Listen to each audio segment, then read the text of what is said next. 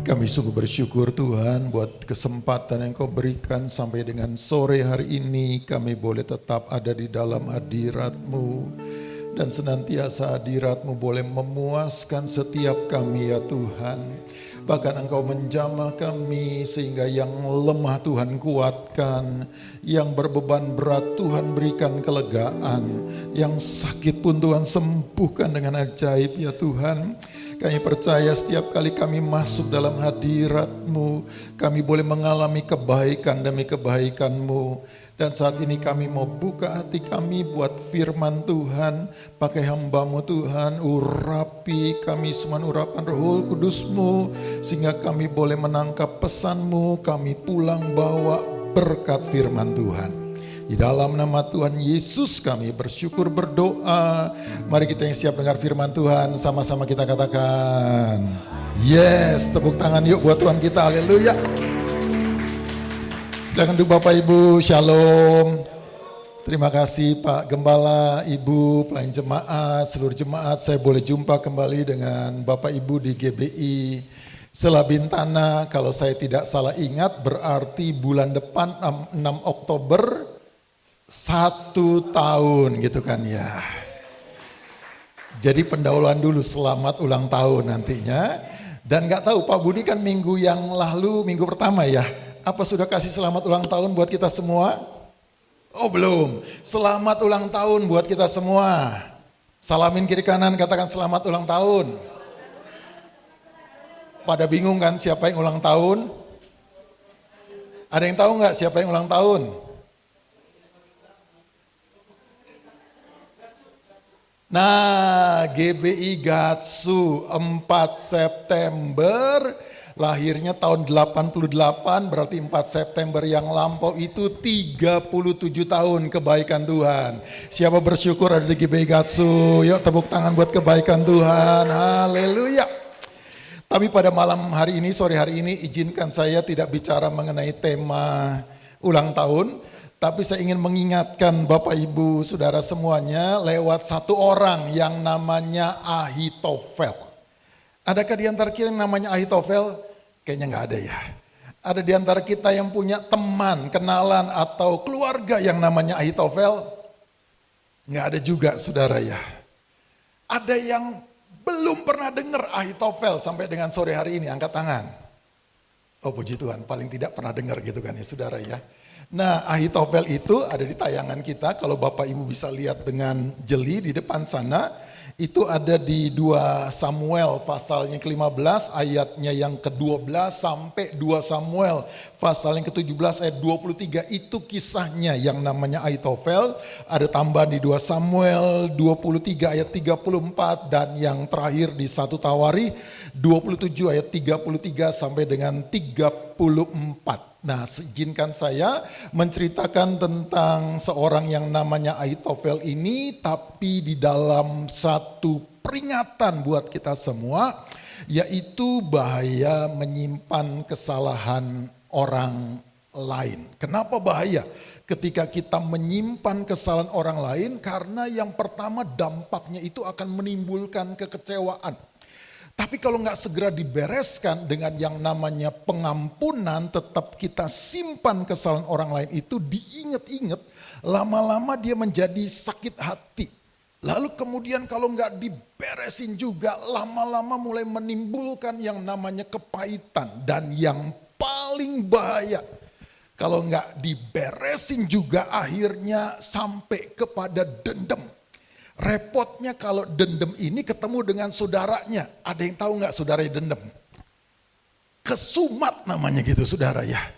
Kalau udah ketemu tuh berdua tuh saudara, itu susah ditarik kembali. Nah Ahitofel ini adalah contoh katakan yang sempurna. Mengenai seorang yang menyimpan kesalahan orang lain dan akibatnya fatal sekali saudara ya. Yang pertama apa saudara? Bahaya yang pertama, kehilangan kepekaan rohani. Yuk kita baca sama-sama Galatia 3 ayat ketiga, 2, 3. Adakah kamu sebodoh itu? Kamu telah mulai dengan roh, maukah kamu sekarang mengakhirinya di dalam daging. Ini bukan perkataan Paulus kepada jemaat GBI di Selabintana, saudara ya. Tapi kepada jemaat di Galatia. Kenapa? Mereka sudah percaya terima Tuhan Yesus Kristus sebagai Tuhan Juru Selamat. Mulai dengan roh. Tapi sayang disayang dalam perkembangannya mereka mulai kompromi. Kembali kepada kepercayaan yang lama yaitu Yudaisme. Dan itu Paulus ingetin yang begitu tuh bodoh. Awal dengan daging, awal dengan roh, mau mengakhiri dengan daging. Nah, saya percaya kita semua tempat ini, kita mau mulai dengan roh, kita akan berakhir juga di dalam roh. Tepuk tangan yuk saudara ya, biar semangat sore hari ini. Nah saudara, kenapa bisa demikian saudara? Yang namanya Ahitofel ini, yuk kita kenalan dulu dengan siapa sih Ahitofel. 1 Tawari pasalnya yang ke-27 ayat 33, yuk kita baca sama-sama 23. Ahitofel adalah penasihat raja. Husai orang Arki adalah sahabat raja. Jadi Ahitofel ini adalah penasihat Raja Daud, saudara. Kalau kita ingat Daud, saudara ya, itu sampai ke perjanjian baru. Sampai di Kisah Rasul pasal 13 ayat 22b. Bukan kata para rasul, bukan kata para nabi, tapi kata Tuhan Allah sendiri. Allah menyatakan, aku telah mendapat Daud bin Isai, seorang yang berkenan di hatiku dan yang melakukan segala kehendakku. Bayangin Bapak Ibu, yang namanya Daud itu orang yang berkenan di hadapan Tuhan, saudara. Dan kemudian dia punya penasihat yang namanya Ahitofel, yang juga pasti kalau bisa sampai menjadi penasihatnya Daud, orang yang peka dengan Tuhan itu pasti juga punya penasihat yang sangat peka dengan tuntunan Tuhan. Setuju, boleh katakan amin? Paling tidak kalau kita lihat gaya hidupnya Daud, kalau boleh dibantu, nggak ada di PowerPoint saya, di Mazmur 101 Daud tuh berkata begini, aku hendak memperhatikan hidup yang tidak bercela. Lalu kemudian tiada ku taruh di depan mataku perkara dursila. Hati yang bengkok akan menjauh daripadaku. Orang-orang yang sembunyi mengumpat temannya, dia akan kubinasakan. Mataku tertuju kepada orang-orang yang setiawan di negeri, supaya mereka diam bersama-sama dengan aku. Orang yang hidup dengan cara tak bercela akan melayani aku. Dengan kata lain berarti yang namanya Ahitofel ini sudah lulus saringan dari Raja Daud. Orang yang hidupnya tidak bercela, orang yang berkenan di hadapan Tuhan, orang yang peka akan tuntunan Tuhan. Bahkan yuk kita baca 2 Samuel pasal 16 ayat 23, kesaksian dari firman Tuhan. 2-3. Pada waktu itu nasihat yang diberikan Ahitofel adalah sama dengan petunjuk yang dimintakan daripada Allah. Demikianlah dinilai setiap nasihat Ahitofel baik oleh Daud maupun oleh Absalom. Bayangin tuh seorang Daud, begitu dia dengar setiap kata-kata yang keluar dari mulutnya Ahitofel, buat dia itu sama dengan firman Tuhan, petunjuk daripada Tuhan. Siapa yang setuju? Ahitofel hebat rohaninya. Yang setuju angkat jempol, saudara. Kasih tahu kiri kanan kita, Ahitofel jempolan gitu kan, saudara ya. Ini orang yang peka secara rohani, saudara. Tapi apa yang terjadi, saudara, dengan yang namanya Ahitofel yang mulainya dengan roh, tapi bisa berakhir dengan daging. Yang pertama, dia mengkhianati Daud.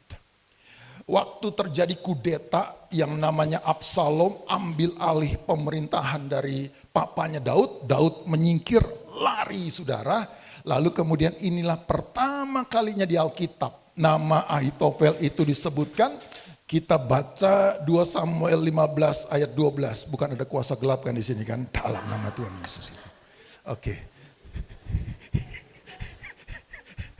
Yuk kita baca 2 Samuel 15 ayat 12, 23. Ketika Absalom hendak mempersembahkan korban, disuruhnya Ahitofel orang Gilo itu, penasihat Daud dari Gilo kotanya. Demikianlah persepakatan gelap itu menjadi kuat dan makin banyak banyaklah rakyat yang memihak Absalom. Ini hebatnya seorang yang namanya Ahitofel. Pengaruhnya dipandang oleh orang Israel bisa jadi 11-12 dengan Raja Daud gitu saudara ya. Kepekaan rohaninya, pengaruhnya sehingga begitu Ahitofel gabung dengan Absalom itu makin banyak yang mendukung Absalom. Harusnya kan Ahitofel, Alkitab memang tidak catat, tapi bisa jadi kalau tafsiran bebas saya, dia sudah puluhan tahun bersama Raja Daud. Bisa jadi sebelum Daud menjadi raja, lalu kemudian ketika Daud menjadi raja, nasihat demi nasihat yang diberikan oleh Ahitofel itu yang membuat kerajaan Daud mengalami masa-masa kejayaan, saudara. Tapi sayang disayang hari itu, Ahitofel bukannya mengikut Daud, dia ikut Absalom. Yang kedua saudara, kejatuhan seorang Ahitofel itu yang tadinya peka, nasihatnya sama dengan firman Tuhan. Hari itu dia bisa nasihati kepada Absalom. Nanti Bapak Ibu boleh baca ya. Disuruh untuk apa? Absalom hampiri semua gundik-gundik papamu itu yang masih tertinggal di istana. Lalu kemudian langsung dengan cara seksama dalam tempo yang sesingkat-singkatnya Absalom dia langsung menghampiri gundik papanya di atas soto istana supaya apa? Seluruh katakan Yerusalem bisa menyaksikan. Bayangin saudara, yang jempolan rohaninya hari itu bisa menasihati percabulan, persinahan. Gak berhenti di sana saudara. Yang ketiga saudara, yang bersama dengan Daud, orang kepercayaannya Daud. Ada yang menafsirkan tuh Mazmur 55 ayat 13 sampai dengan 15 yang Daud katakan, orang yang dekat dengan aku, temanku, orang kepercayaanku, kami yang bersama-sama bergaul dengan baik dan masuk rumah Allah di tengah-tengah keramaian. Bisa jadi Daud itu sedang menggambarkan yang namanya Ahitofel. Tapi hari itu Ahitofel bilang sama Absalom, kasih aku 12.000 orang, aku akan kejar Daud. Nggak tanggung-tanggung saudara, langsung malam ini juga. Nanti kita akan lihat Ahitofel ini sudah tidak muda lagi, dia adalah seorang opa saudara. Lalu kemudian Ahitofel berkata apa? Aku akan mendatangi dia selagi ia lesu dan lemah semangatnya dan mengejutkan dia. Seluruh rakyat yang ada bersama-sama dengan dia akan melarikan diri. Yuk kita baca kalimat selanjutnya bersama-sama 2-3. Maka aku dapat menewaskan raja sendiri. Saudara, bayangin seorang penasihat yang bersama Daud. Hari itu dia mau bunuh Daud sendiri dari tangannya. Tidak izinkan 12.000 pengikutnya yang mendampingi dia untuk membunuh Daud. Tapi aku sendiri yang mau maju ke depan. Bunuh itu yang namanya Daud saudara. Tapi sayang disayang dalam kedaulatannya Tuhan. Ada yang tadi namanya Husai orang Arki menyusup ke kelompoknya Absalom, memberikan nasihat yang berbeda. Nasihat Ahitofel tidak diikutin, padahal kalau Absalom ikutin selesai tamat riwayat Daud pada malam itu juga. Tapi Tuhan yang berdaulat masih mau pertahanin Daud. Dan apa yang terjadi saudara? Ketika dilihat Ahitofel bahwa nasihatnya tidak dipedulikan, dipasangnyalah pelana keledainya. Lalu berangkatlah ia ke rumahnya, ke kotanya, ia mengatur urusan rumah tangganya, kemudian menggantung diri. Demikianlah ia mati, lalu ia dikuburkan dalam kuburan ayahnya. Ini ayat terakhir dari kisah Ahitofel di 2 Samuel 15 ayat 12 sampai 2 Samuel 17 ayat 23. Berakhir dengan tragis sekali.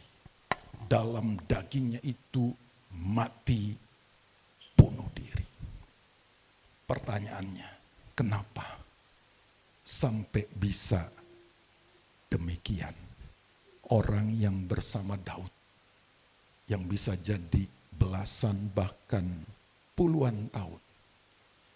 Kita lihat 2 Samuel 23 ayat 34. Di situ ada daftar pasukannya Daud. Yang berikutnya, ting tong. Macet kah? Nah, satu lagi. Habis ini, yes. Yuk kita baca sama-sama, 2, 3. Elifelet anak Ahasbai orang Maka, Eliam anak Ahitofel orang Gilo, saudara. Ini daftar, ada 3 triwira mengingatkan kita, itu yang paling Daud andalkan dalam peperangan. Setelah 3 itu ada 30-an lagi pasukan utamanya, prajurit pahlawan utamanya Daud. Salah satunya dalam daftar itu ada Eliam. Dan Eliam dicatat anak Ahitofel orang Gilo. Nggak salah saudara. Ahitofel punya anak Eliam. Jadi bayangin nih. Ini Ahitofel bisa dibilang bersama dengan keluarganya ring satunya Daud. Dan bisa jadi yang namanya Ahitofel ini betul-betul dia jaga rumah tangga keluarganya. Dalam takut akan Tuhan, dalam kepekaan kepada Tuhan, dalam kesungguhan hati kepada Tuhan. Sampai kepada anak, cucu mantunya saudara ya pasti diajar sungguh-sungguh sama Ahitofel. Tapi apa yang terjadi saudara? Kita lihat ke belakang. Kisah ketika Daud santai, yang lain perang. Daud dia naik di sotoh istananya. Dia lihat ada seorang wanita yang mandi. Ada yang ingat namanya siapa? Yang ini pasti diingat sama bapak-bapak gitu kan saudara ya. Nah kita biasanya ingatnya Batseba itu adalah istrinya Uria. Yuk kita baca pelan-pelan ya. 2 Samuel 11 ayat ketiga. 2, 3. Lalu Daud menyuruh orang bertanya tentang perempuan itu. Dan orang berkata itu adalah Batseba binti Eliam. Istri Uria orang Het itu. Batseba binti Eliam.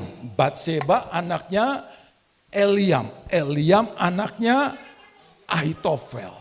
Batseba cucunya Ahitofel. Ini masalahnya Bapak Ibu.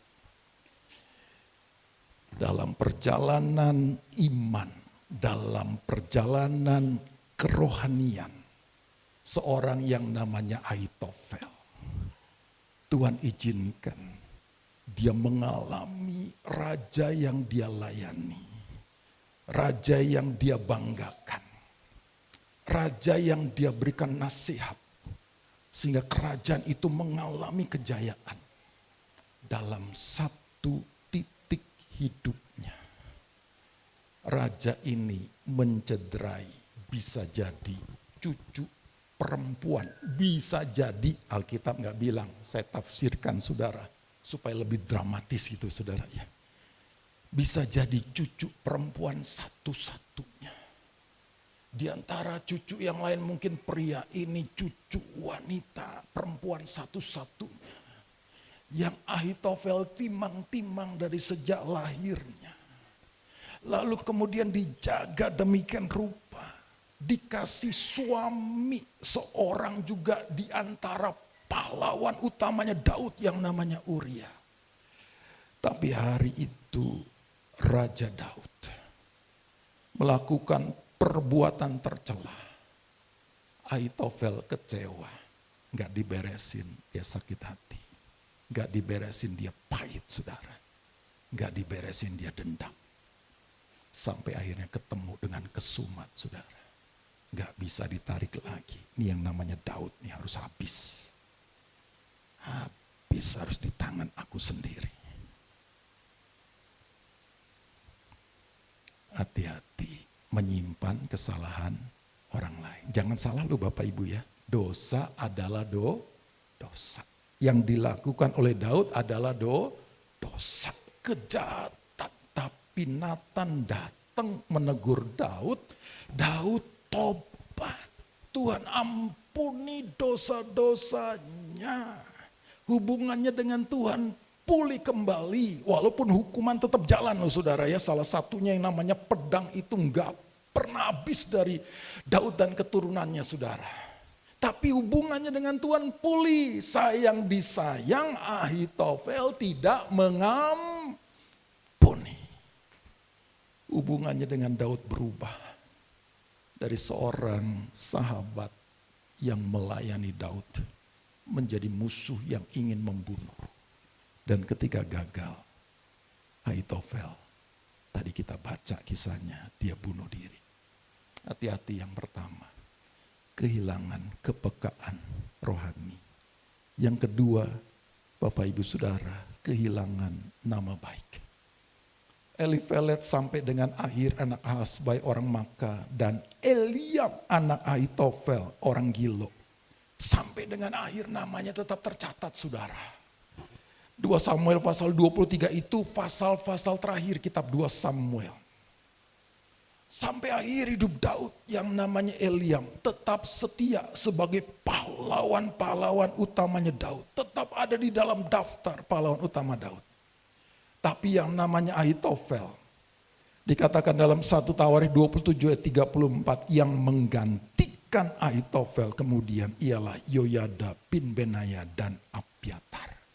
Sudah selesai di situ, tidak ada lagi nama Ahitofel dikenang, diganti orang lain. Padahal Bapak Ibu, 2 orang ini yang namanya Ahitofel dengan yang namanya Eliam menghadapi masalah yang sama. Batseba yang dicemari oleh Raja Daud. Tapi responnya beda saudara. Ahitofel gak bisa mengampuni, berakhir bunuh diri. Namanya dihapuskan saudara dari daftar orang-orang ternamanya Daud.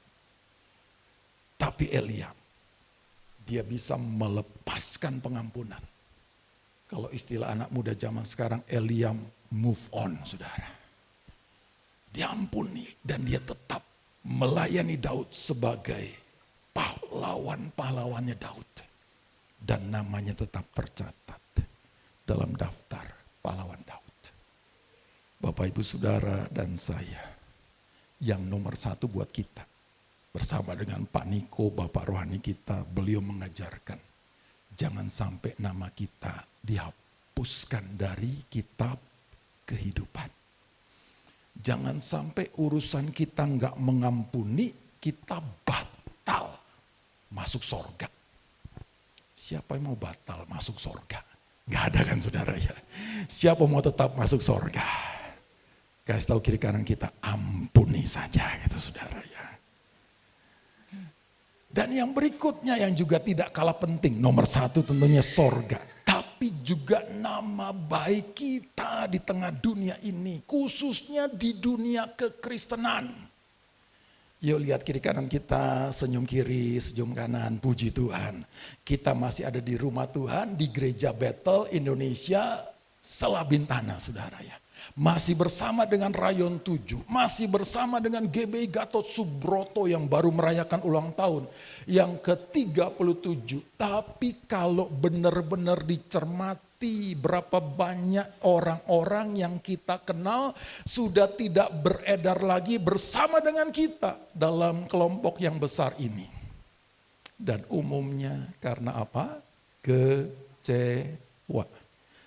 Diperlakukan dengan tidak adil, ada yang bersalah baik sesama jemaat, rekan pelayanan, bahkan bisa jadi pemimpin rohani. Akhirnya sudah tidak lagi beredar, namanya sudah tidak lagi dikenal di tengah-tengah kita. Biarlah kita sama-sama mau tetap menjaga. Jangan sampai dihapus dari kitab kehidupan. Dan biar orang tetap mengenang kita sebagai seorang anak Tuhan, hamba Tuhan yang tetap taat, setia sampai akhir. Yang mau boleh katakan, yuk tepuk tangan dulu saudara buat Tuhan, haleluya. Dan yang terakhir, ini bagi saya secara pribadi, ini yang paling menyedihkan saudara ya. Kehilangan masa depan. Kita baca dulu ya saudara ya. Yeremia 29 ayat 11 ini penting mengingatkan kita apalagi dengan situasi yang semakin tidak menentu hari-hari ini saudara. Biarlah kita dikuatkan dengan ayat ini boleh menjadi rema dalam hidup kita. 2, 3. Sebab aku ini mengetahui rancangan-rancangan apa yang ada padaku mengenai kamu. Demikianlah firman Tuhan, yaitu rancangan damai sejahtera dan bukan rancangan kecelakaan, untuk memberikan kepadamu hari depan yang penuh harapan. Katakan amin. Siapa yang mengalami rancangan damai sejahtera Tuhan, hari depan yang penuh harapan, tahun penuaian, dan juga tahun-tahun selanjutnya bersama dengan Tuhan di tengah goncangan dunia ini. Tapi kita tetap percaya rancangan Tuhan bukan rancangan kecelakaan, tapi rancangan damai sejahtera. Kenapa saya katakan paling menyedihkan? Kalau kita baca ayat ini, saudara, orang Israel itu kan paling gampang kita ingat buah tomat. Ada yang tahu tomat? Tobat, lalu kemudian kumat, gitu kan saudara. Tapi lebih banyak kumatnya daripada tobatnya, sehingga dihukumlah sama Tuhan. Nah, kisah ini Yeremia adalah tentang kerajaan Yehuda. Kerajaannya Daud, saudara ya. Setelah Salomo, kerajaan itu pecah dua. Yehuda lalu kemudian Israel. Nah, Yehuda ini saudara, dia tetap melakukan dosa sampai dihukum Tuhan sama Babel. Yeremia nubuatin 70 tahun masa penghukuman. Nah, begitu mau selesai masa penghukuman, datanglah firman Tuhan ini. Tuhan kasih tahu tuh, rancanganku tuh bukan rancangan kecelakaan. Aku izinkan engkau dihabisi sama Babel itu supaya tobat. Kalau udah tobat nggak ada yang lain. Yang ada dalam hatinya Tuhan cuman rancangan damai sejahtera, memberikan hari depan yang penuh dengan pengharapan, saudara. Nah, sayang disayang, yang namanya Ahitofel nggak paham prinsip ini. Ketika cucunya dinodai oleh Daud, Ahitofel cuman melihat sebagai kecelakaan. Andai, saudara, andai Ahitofel mengampuni Daud. Lalu kemudian tadi kan masih kuat tuh Ahitofel, masih mau kejar Daud. Masih dikasih umur panjang sama Tuhan. Ini andai-andai ya. Bapak Ibu ingat, penggantinya Daud itu namanya siapa? Salomo. Salomo anaknya siapa? Batsheba, cicitnya Ahitofel. Andai dia ampuni Daud, dia move on seperti Eliab, maka dia lihat cicitnya menjadi raja yang membawa Israel lebih hebat daripada Daud, saudara. Ketika zaman Salomo dikatakan yang namanya emas, perak di Yerusalem itu sama seperti banyaknya batu di Yerusalem. Tapi sayang, Ahitofel gagal melihat apa yang seolah-olah adalah kecelakaan itu. Sebenarnya Tuhan turut bekerja untuk mendatangkan kebaikan. Tapi Ahitofel gagal. Kayaknya pada tegang gitu ya saudara ya. Tarik napas dulu yuk. Jangan lupa hembuskan. Senyum kiri kanan katakan masih hidup.